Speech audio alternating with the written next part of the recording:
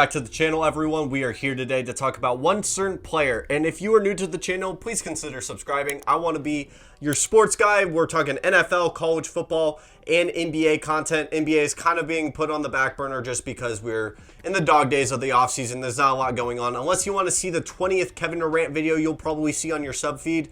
I was thinking about potentially making a Kings video. Let me know if you want to see that. And I would also like to make a quick announcement. This Saturday will be the first, well, you probably are seeing this video past Saturday, but consider go check out Player's Choice. Player's Choice is making a college football show, live stream, podcast, whatever you want to call it.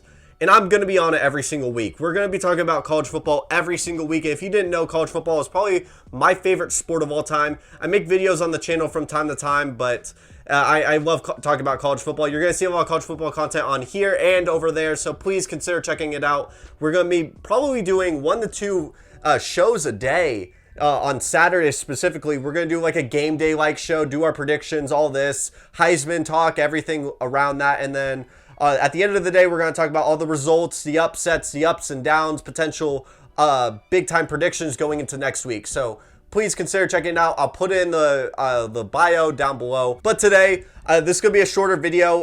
This might be in between like every other day. If you didn't know, I like to do videos every single other day, but sometimes I want to wedge in a couple extra content for you if I have the time to do so. And specifically, it's this one quarterback, one player that I feel has the most pressure going into this NFL season. And when you say that, there's a couple guys that come to mind. Trey Lance is one of them, a guy that I'm very high on.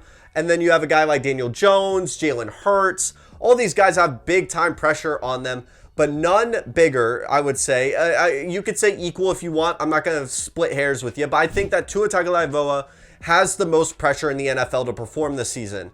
I think this is all in for Tua. And a lot of times, if you do go watch Player's Choice, specifically the Gridiron Show, which is the NFL version of that, and I'm on that from time to time as a guest show. I've done announcements on the channel before. I have been perennially called a hater of Tua Tagovailoa. And that's, you could say that's fair to some extent. I think that Tua, by some Miami fans, has been overrated. And I do think that he is a little bit of a check down boy. And I think that Tua, at times, his mechanics concern me. We can talk about his arm strength. I'll get into that.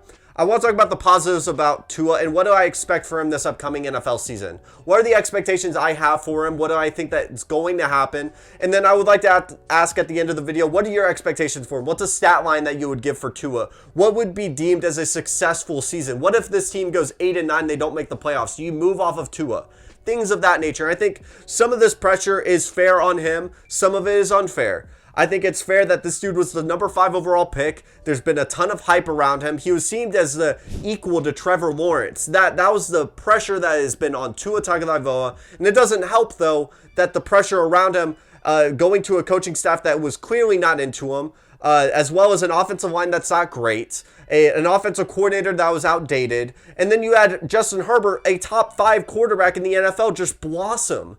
And so I have this concern with Tua because a lot of times when we're talking about these quarterbacks at this elite level that are in these prove-it years, they show some sort of flash that this dude's an elite quarterback. He can make the throws. He could show the talent that he was drafted at. And for me, when I watch a lot of Tua games, unless people can point out these big-time games against these elite defenses or something of that nature, when I watch back these games, because I like to go watch NFL games from time to time. I miss the NFL. All of us do. I'm so excited for this weekend to be preseason games, guys. And I'm tired of talking about training camp because training camp is so wishy-washy. There's so many things that we could talk about with training camp where it's like, oh, well, this player made this throw. It's practice. You are a fraction of what player you are versus in a real game. Bama, shout out. If you're watching this video, man, shout out for I'm taking your line because it's the truth.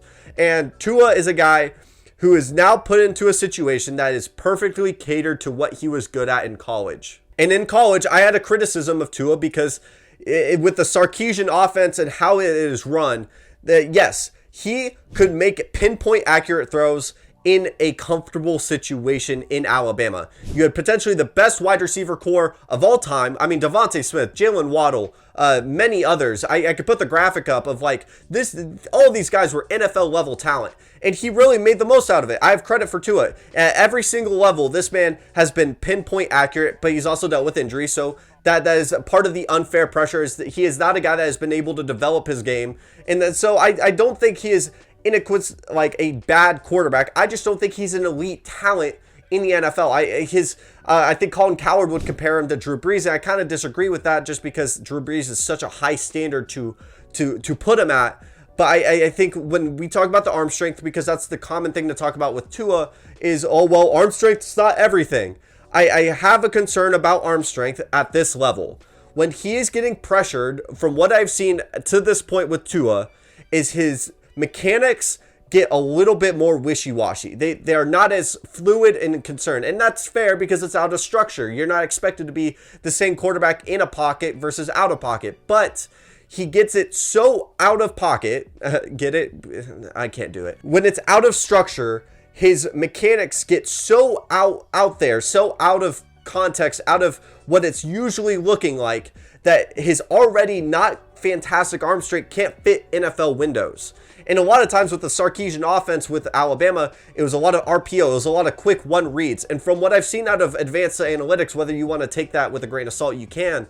He does not look great when he goes past that first read. Now, the positive is Mike McDaniel is not going to ask him a lot of times. I don't think he's going to be asked to go past multiple reads and make a high-level throw. I think that Drew Brees a lot of times could go past that first read and really dissect a defense. I have not seen Tua dissect a defense. I think he has been put in a position with a terrible offense, with an offensive line that's terrible, and was only having Jalen Waddle on the roster in a terrible running game.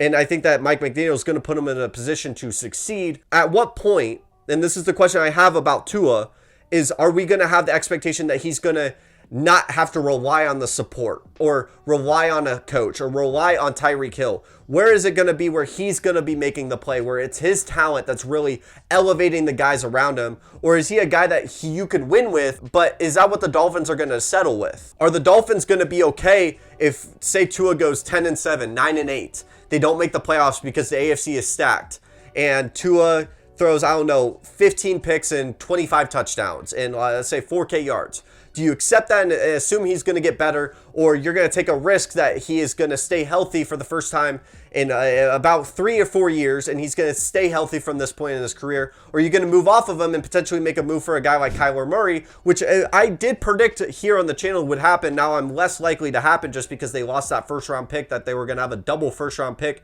coming into this next year's draft. So what would, as a GM, so I know this video is all over the place. What, as a GM, if you are the Miami Dolphins, are your expectation to keep Tua as the quarterback? Because in all honesty, this is a new regime, new quarterback, new coaching system, new everything for Tua. He's getting used to it, so I have respect that if he struggles at the beginning. What is the expectation, or what does Tua have to meet for them to keep him? And that's a question that I'm not really sure of. If I see him go 9-8 and there's some really good games, some really bad games, do I keep him or potentially look around at the NFL and see, can I make a Russell Wilson-like move and potentially move this team forward? Because I think that the defense is going to be all right. I talked about it in the AFC East video where I talked about the Dolphins in general, but this is more Tua-centric.